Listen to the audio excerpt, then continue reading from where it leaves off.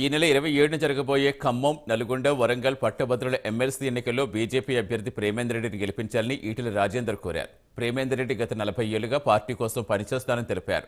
RTC ఉద్యోగులను BRS ప్రభుత్వ ఉద్యోగులుగా ప్రకటించిందన్న ఆయన ఆ ప్రకటన నేటికి అమలు కాలేదని విమర్శించారు. మరోవైపు కాంగ్రెస్ సర్కారిచ్చిన దొంగ హామీల గురించి మండిపడ్డ ఈటెల మేధావులు, విద్యావేత్తలు, ఉద్యోగులు తమ ఓటుతో కాంగ్రెస్, బీఆర్ఎస్లకు బుద్ధి చెప్పాలని సూచించారు. ఖమ్మం, నల్లగొండ, వరంగల్ జిల్లాలకు సంబంధించిన పట్టభద్రుల నియోజకవర్గానికి ఎన్నికలు జరగబోతా ఉన్నాయి.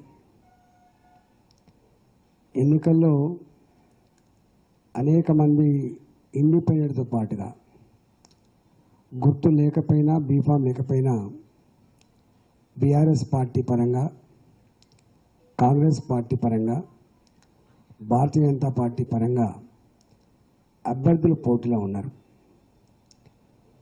భారతీయ జనతా పార్టీ మా అభ్యర్థిగా 40 ఏళ్ళుగా సిద్ధాంతాన్ని నమ్ముకొని ఎత్తిన జెండాను దించకుండా కమిట్మెంట్తో పనిచేసేటువంటి ప్రేమేందర్ రెడ్డి గారిని భారతీయ జనతా పార్టీ అభ్యర్థిగా మేము బరిలోకి దింపడం జరిగింది.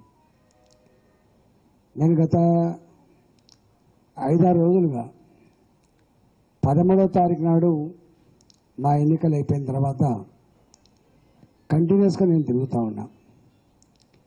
ఎక్కడికి పోయినా ఈ పట్టభద్రుల నియోజకవర్గంలో ఓట్లు వేసే పట్టభద్రులు అందరూ కూడా అనేక రకాల సమస్యలు అడుగుతూ ఉన్నారు. అయ్యా, అధికార పార్టీ ఏమో మోసం చేస్తూ ఉంది, మరి మీరైనా మా సమస్యలు ప్రస్తావించకపోతే మరి ఎవరు మాట్లాడతారు? మీరు ప్రస్తావించమని చెప్పి మాకు కోకొల్లలుగా దరఖాస్తు వస్తూ ఉన్నాయి. 27